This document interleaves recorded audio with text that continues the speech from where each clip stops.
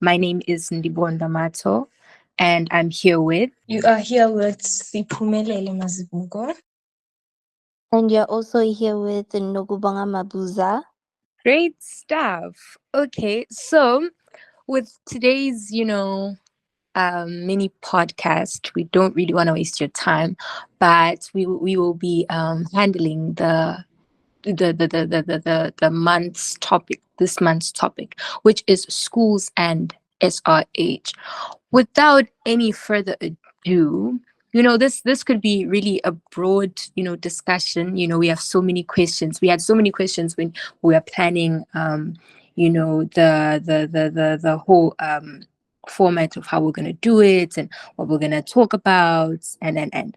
But then one okay well one thing that we know, especially in South African schools, is that we all learn SRH education through the well-known subject, which is LO, life orientation. I'm not sure if it's the same with every other school in Africa, or I don't know, Asia, or just worldwide, but we all know that we have that compulsory subject which we call LO. So LO, which is life orientation, is one subject that actually allows sexual reproductive health education to have its way, with the youth, and through that there's implementation involved, and many other things with how maybe teachers teach it, and what is being taught, the attitude that has to do with how the learners deal with what is being taught. So it's sort of like a space where us as the youth or teens have a way of knowing what to do and what not to do when it comes to sexual reproductive health, what to look out for, what to expect. That's what we define LO as. But what do you think is the biggest obstacle preventing schools nowadays, or life orientation teachers, from actually doing more to prevent things like teenage pregnancy? Let me give it a try, Nyana. I honestly feel like our teachers are like really not that comfortable, and I won't say like they are not educated about it enough, but then they were I feel like they were not given the opportunity to learn about sexual and reproductive health the most. And the more they talk about it, bafila ngathi le nto condona or anything. But okay, you guys should have sex, you guys should do this and this and that and that, which they are trying to avoid. I don't know, man, if I'm on the right track, Nomanjan. But yeah, that's how I feel. That's truly valid. I get where you're coming from, and looking at it goes along the thing of like cultural taboos that we still have looming around, where if discussing sexuality is considered a taboo in like a certain community as well, it can make it difficult for teachers to cover the topic openly and honestly in the classroom. So that could also be like, I can say, a hindrance to children or learners, all in all, learning about a certain topic that has to do with sexual reproductive health openly and wildly. What does Nokubonga think? So, firstly, I also feel like it goes towards an obstacle of age restrictions, because I feel like most people would think that a person should start learning and knowing about sexual reproductive health when they are past 18. Some people think it's about like when a person is around 16, and yet some people think it's for a person around the age of 13. So it goes towards different ages and how different people set their mindset onto it. For example, some elders think that children should be knowing about the consequences of sex, the consequences of sexual reproductive and health, because like some of them, they would think a child should be at the age of 14 should know about sexual reproductive health. and some would think maybe another age is appropriate. And honestly, it goes towards different opinions because some people, as Pume said, they don't feel comfortable because even if you can talk about it in class, it's just like these children would talk about it in class and then they would go tell their parents. And then their parents would come and make a huge fuss because maybe this parent doesn't want their child to know about sex and all those things at a very young age or at the standard age in what it's supposed to be. So people have different opinions and it goes towards age restrictions all in all. No, I hear where you're coming from, Nokubonga, because especially in the generation that we live in or we are currently in, there are certain things that have a limit because of age barriers, or like you say, age restrictions. And then there comes the thing of opinions and a different point of view.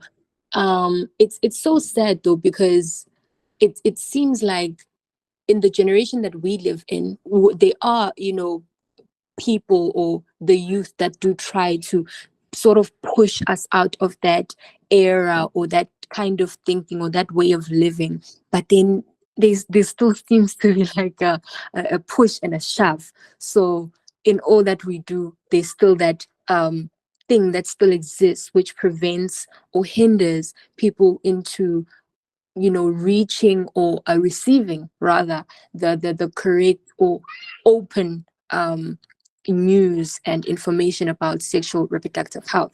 Another thing that I also think when we look at a different aspect of things is maybe the attitude of school administrators and the government policies, which is something that I don't think as the youth we consider, because it's not really a cool topic to, or a cool point that we can look at in terms of what really restricts teachers in the LO curriculum or whatever. The attitudes and the policies of school and administrators and the government can actually have a major impact on how teen pregnancy prevention is addressed in schools. In South Africa, the government, we all know that it has implemented policies and programs aimed at reducing teen pregnancy rates, but implementation and enforcement can really verify by region and by school, because in some cases school administrators may be hesitant to, I don't know, implement sexual health education programs or the education itself due to cultural or religious beliefs or concerns about, I don't know, backlash or not very supportive parents or the community. So the lack of consistency and support from school administrators and the government can actually also make it difficult for teachers to provide effective instruction on teen pregnancy prevention. So I think it really does go a long way. So basically, when you say that it lacks consistency towards the policies, I feel like teachers actually teach about sexual reproductive health. Like, for example, my teacher from grade 6, she has been thorough, but then when you switch to another teacher, they will feel uncomfortable. So it goes both ways, and it actually negatively and positively impacts on different people. So I feel like it goes according to what the adolescent actually wants to do with the information or how curious they are. Okay, I hear your point when you say that it goes both ways, but I guess my confusion in like your statement there is the curiosity part, because at this point we don't really the focus is not whether on adolescents are, how can I say, they're curious enough or they are not curious enough, if I'm making sense. I understand it in a point of view of we all have to know whether you are curious or not, because we can't really measure on what life can bring or what situations you can find yourselves in. at a later stage or point of time.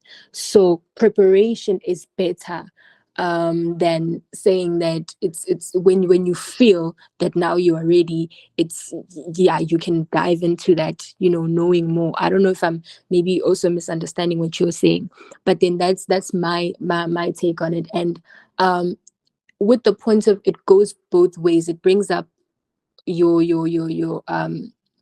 the point that you made earlier ago about age barriers, and the age restrictions. So is it are you saying that, like, we shouldn't be teaching the children maybe at like primary stage, but only look at high school stage, even after the point that you've made about they are still children in maybe the age of 13 or 12 that find themselves giving birth um, at those stages, and not even having entered in high school yet. So what are we looking at here? Are we looking at the fact that we need to be more open about the talk of teen pregnancy and SRH from the very, very beginning of maybe how can you how can I say I'm looking at a point of view of like we can't really put an age limit, and that's also what you're saying, but that's also what you're not saying. So make me understand on that one. I was trying to say that the first age barrier that we ever got was the age of 13. Now it's decreased to like children having children by the age of 10. What I'm saying is preparation is right, because the reason why we are getting children having children is because that curiosity wasn't prepared. The thing is, we have to teach children before they even start seeing the world. By like the age of, how can I say it? The age of 8, 9, but 8 seems too young for me. In my opinion, I feel like by the age of 9, because that's when children actually see the world and what's actually happening, or what's happening around them. You get what I'm saying? Because at the age of 7, 8, what do children see? I don't even remember what was happening at the age of 7 and 8. But what I remember is that, in my opinion, I started seeing the world bit by bit by the age of 9. Because some mothers, they barely talk about this, and someone could be out here 21 and they don't even know what SRH is. So that's why I'm saying we should prepare these kids, because they be doing things that are very bad for them without the knowledge that we can provide for them. Okay, to put it in basic or break it down in the way that I understand what you're saying, I see it coming at a point of let us prepare children in schools from maybe those young ages of 9, 10, whatever. Prepare them in teaching them and basically being more open about the SRH conversation or SRH education. We live in a generation that's very, tech. It's very tech, man. Like it's technology this, technology that. So do we think that the internet actually portrays more information than schools on sexual reproductive health? In my points of view, I do agree that, if we're being honest, the internet does portray more information about, sexual reproductive health, but there are pros and cons to it, which can either be it's I can't say it contradicts a few points, because let's look at the pros of the internet and the resources that it gives when it comes to sexual reproductive health. It has a wider range of information, so the internet provides access to like a very vast amount of information from a variety of sources, including international sources, that may offer different perspectives or more up to date information. And let's not forget that when we do things in the internet, we do that behind our phones, because the internet allows people to access that sexual reproductive information without the risk of embarrassment or judgment. This can be particularly important for people who are not really comfortable with discussing sexual health with others, especially in schools with your teacher. Now you have somebody looking directly at you and you have to be open. Now this person has a whole heart and a whole mind that will cook up their own stories about you. So that could be, those could be the pros of, the internet giving that information about sexual and reproductive health. But then we look at the cons. Yes, it does provide a wide variety of information, but there's also misinformation. The internet contains a lot of information, but not all of it is accurate. And we all know that it's not accurate. It's not all of the time, reliable. And this can lead to confusion or harmful behaviors if people, base their decisions on misinformation. So what can we truly say about the point of um the internet being more resourceful than our schools when it comes to sexual and reproductive health? Well, to be honest, I quite agree with you. With some of it, it's opinions. With some of it, it's facts. Because remember, the internet was just made by a person. It's just something that you can have access to with data or Wi-Fi. So anyone can post an opinion. Anyone can post facts. But my question is, if now you're gonna think you have cancer when your period is late, for example, or now you're gonna think you're pregnant, like, you do not know exactly. But instead, we can provide a better understanding, or we can go to a gynecologist or a professional doctor, or people who actually have the decent knowledge, like our teachers and everything. They do have the knowledge of how SRH can be, or how what SRH is. So I feel like it's a negative impact, low key, because now teenagers are just going to the internet, and the internet can give them facts that are way above their understanding. They don't even understand the big words or how their body is working. But an actual adult at school could have told them that no, this is happening because of this and this and that. You see what I'm saying? Or they can just go to their parents and be like, this and this is happening, so that they can go to either a doctor, or they can actually understand how their body is working regarding to SRH. So the internet is not a very reliable source, even if we can have it like worldwide. I actually agree with the both of you. It's like a positive and a negative because the internet does like portrays more information than at school. Because our schools are like on their comfort zones, they are scared of like approaching such information. No matter when you go up to the internet and say, it's just okay, I'm experiencing this and this and this and sort what. Then they just like give you many options, as you said, from like different sources. But then I feel like the problem starts makufika ukuthi, like, you don't know what to take and you don't know what to take in. But if at school we were learning about sexual and reproductive health like a lot, more than nyalo, because nyalo would just like pass over it. Yakbo, hey, yeah, don't have sex, which like sata is short left in Jigangan. It would be more easier to like not be confused when you go up to the internet and search, because like, yes, if we get taught at school in sexual and reproductive health, but then there's some things you wouldn't go up to your teacher and be like, ma'am, but ma'am, I'm having this and this and that, because we all know, we see, no one is 100% quiet. Oh, ikhuluma la, iyele, but then the internet is like a private place where you can like search.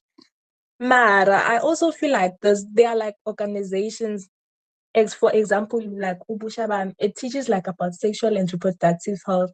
If we could have like more of that, those organizations, and if we could have like our teenagers open ngokuthi bayogo check kanje lama organizations and everything, then we wouldn't have like the negative consequences of the internet. I don't know. Yeah.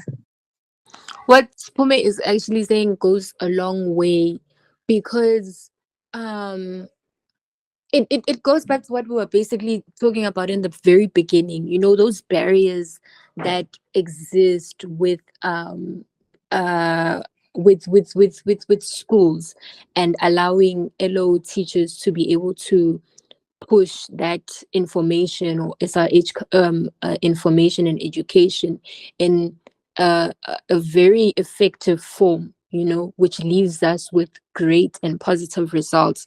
We wouldn't have to look at, me now going to search up something in the internet, if maybe I had that way of information at school, but then there's also the positives, just like Unokbonga has already highlighted. We would say it's better to sort of go to somebody I know has maybe learned for this, and studied this and has that qualification, whom is my teacher, than trusting a source that's from Europe and I'm here in South Africa, because some people also have those traditional mindsets. So it's, we could say it's a 50-50, but if we're being honest, now, especially in the generation that we're living in, the internet has more of like a power or a dominance than the schools. Because let's put a different kind of curriculum into example, or a subject rather. If I am being taught mathematics at school, now I have this maths teacher, whichever subject really, I have this maths teacher, whatever, we've learned everything in class, we've learned this, we've learned that, we've touched on this topic, we've touched on that topic, but then now it's time for exams. Most of the time, in my case, if I'm being honest, I will literally go to the internet, whether it's YouTube, whether it's goth math or whatever, to try and prepare myself um in this exam season, or this test season, so that I can be equipped, because yes, I did learn it at school, but is it really ever enough? Is it really ever openly discussed? Is it really ever discussed by the depth of things, or are we missing a few pointers at school, which requires us to rely on places like the internet? Yes, I'm learning this math equation or this topic from the GUMED, but it's helping me. Yes, I'm learning it from like maybe somebody who's teaching in the US or Asia or whatever. It is on the internet after all, so we can really get different kinds of help, coming from different places, but we do get help. So I can learn it from there and there, but I still receive the help that I want, or the help that I want is still there. Still looking at of course schools and SRH as a whole. Now, you being a student, us still actually literally being school students, how can we say the school's approach to sexual education, how does it affect our attitudes as students towards our sexual health and responsibility? Honestly, um, the approach a school has on sexual education is there. I feel like with some schools, majority of schools, they don't really take it seriously. And with that, don't you think if teachers don't take it seriously, don't you think that as us students, we won't take it seriously? Because they don't provide us with much information. That's just a fact. We have to go read, we have to go through the internet, as we said, we have to go into another deep dive on other resources, while they could just tell us straight on what SRH is and how it is. So, with our attitudes, if they don't think it's that important, don't you think us as students will also think it's not that important? So it's kind of like the same thing. If teachers don't take it seriously, then students won't take it seriously. If teachers actually take it seriously and have another approach of inviting organizations, then the children will also take it seriously. So it goes that way. It goes both ways, actually. Yeah, but then again, I do agree with your statement, but then again, there's always like a negative side, which even if it would be taken like seriously, it goes back to we don't come in like different backgrounds. There's like people lame culture abo angabavumeli to like participate in those such of topics.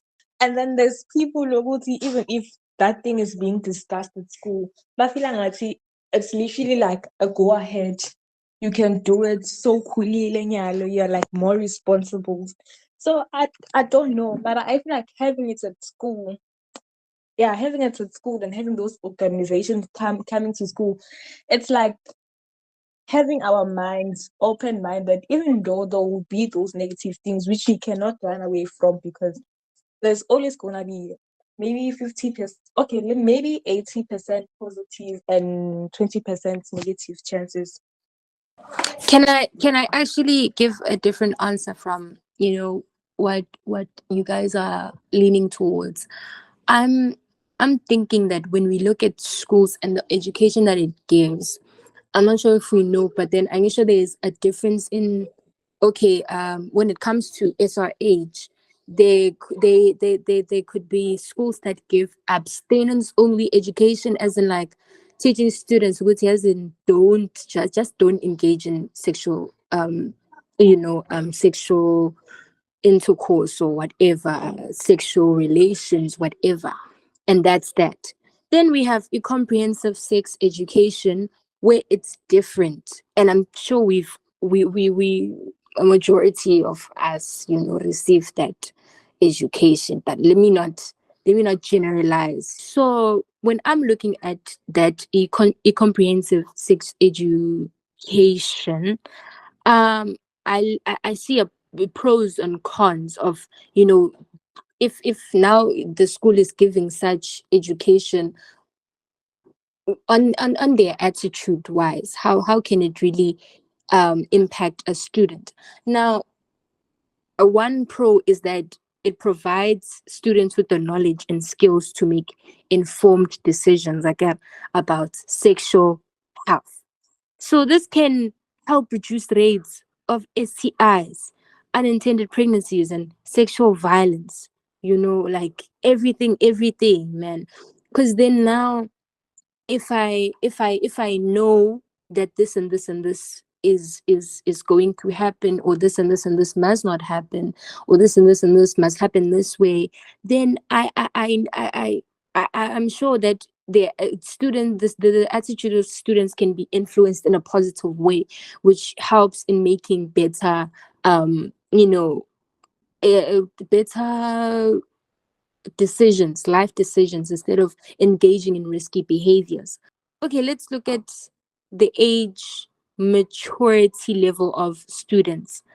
Younger students, like Nokubonga said, or we were discussing earlier on, younger students may not be able to fully understand and apply information they learn in sex education classes, and then maybe the quality of instruction, just as we have been discussing. We would see teachers who are well trained. I think Siphume said this, something about qualifications and the qualifications of teachers who are well trained and knowledgeable about sexual health can more effectively teach the material.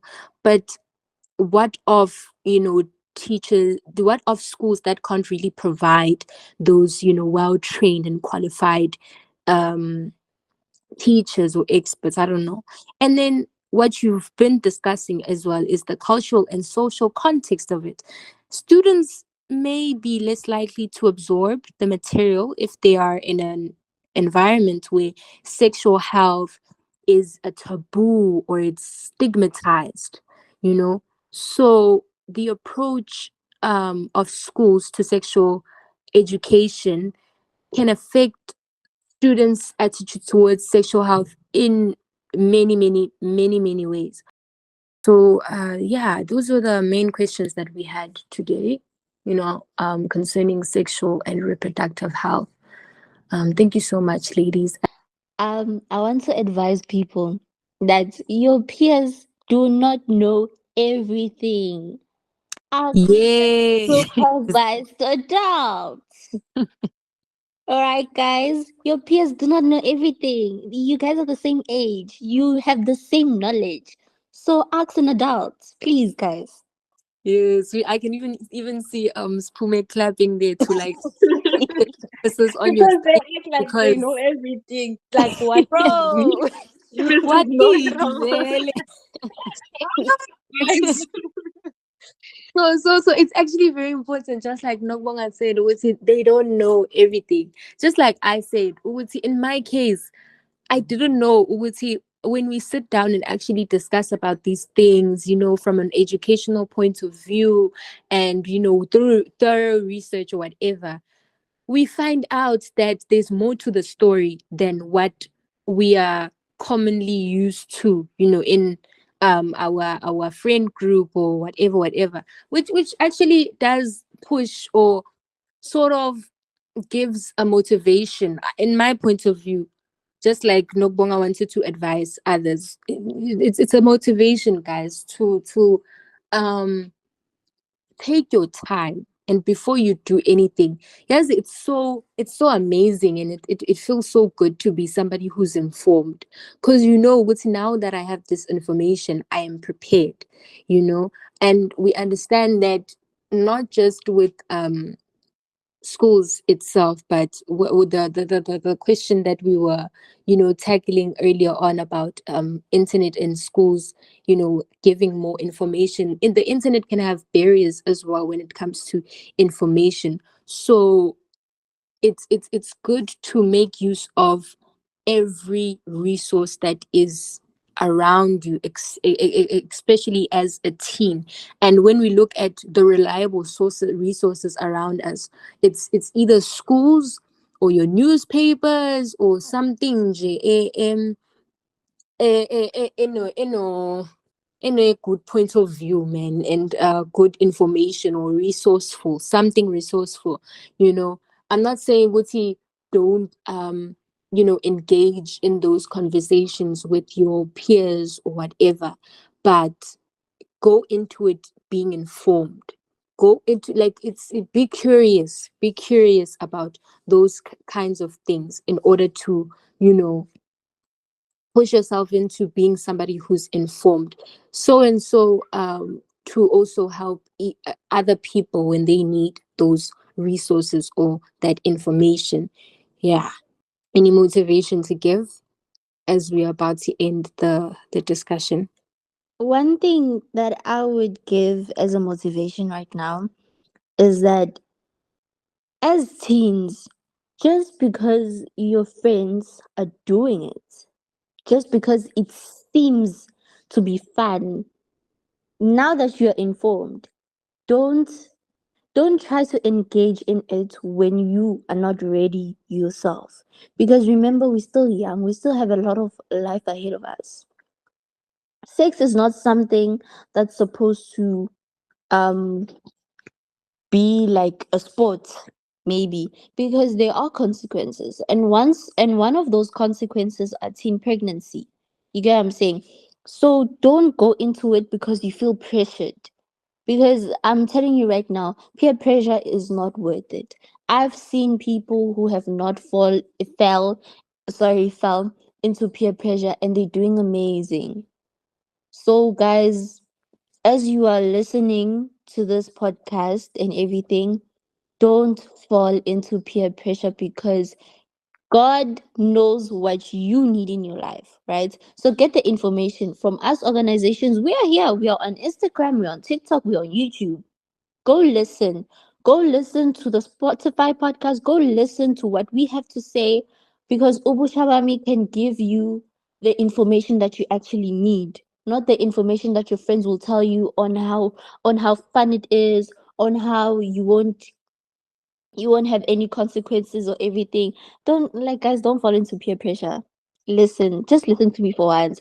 I know literally almost everyone is saying this, but it's something that everyone should actually take consideration to. Don't fall into peer pressure, guys. True, Nokubonga. And it's sad to see, like when you say Guti, look into such organizations, because it's information that you need. Sometimes the information that we need is not the information that we want in this generation that we live in. It's like a conversation that's, for another day, or a story for another day, really.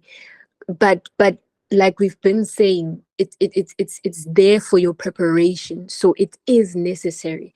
It is necessary to have yourself informed.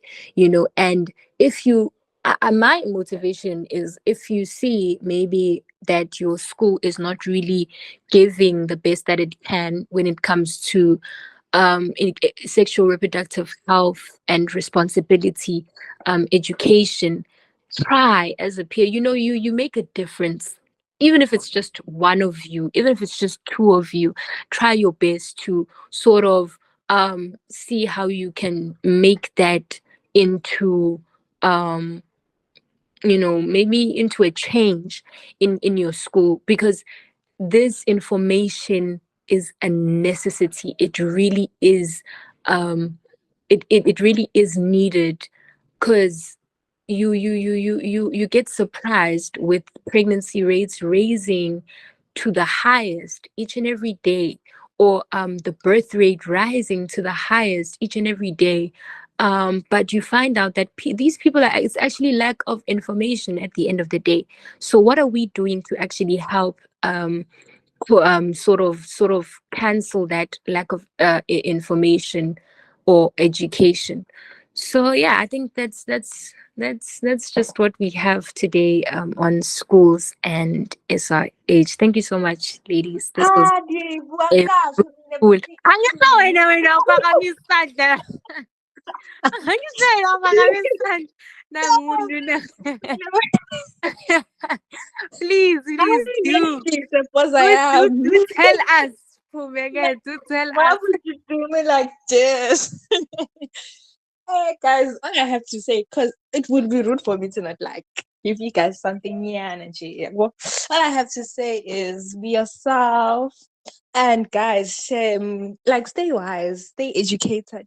Kumnandzi kuba umuntu lomusha, lonelwati. And kuthi verse le Timothy, I think it's Timothy. I just forgot in chapter 1, verse 1. But enjoy your youth, but just know everything you do in the darkness will be brought to you in the light. So yeah, guys, just yeah, that's all I have to say. Like Phumeke, there are consequences. What's this, Pume? There are consequences to what you do in the darkness. So please, guys, let's keep well informed. Like we all know, knowledge is power. Yazi abahlangi abantu that say that they are not crazy. Knowledge is truly power. There's so much that you can do with knowledge. Nakhona nawe phela masofunzile ukuthi okay, nyalo mele ngende so, mele ngayendi so na loku kunjalo, loku kunje. Just a person who is filled with so much knowledge, but you don't really use it or implement it. That's a crime. That would be a crime. Honestly. So do what you can with that information, do what you can with that knowledge, either spread it out, use it yourself when you are facing a certain kind of information and I mean situation. And yeah, that's it from us today. My name is Andivu Andamatsai. And this has been fun, guys.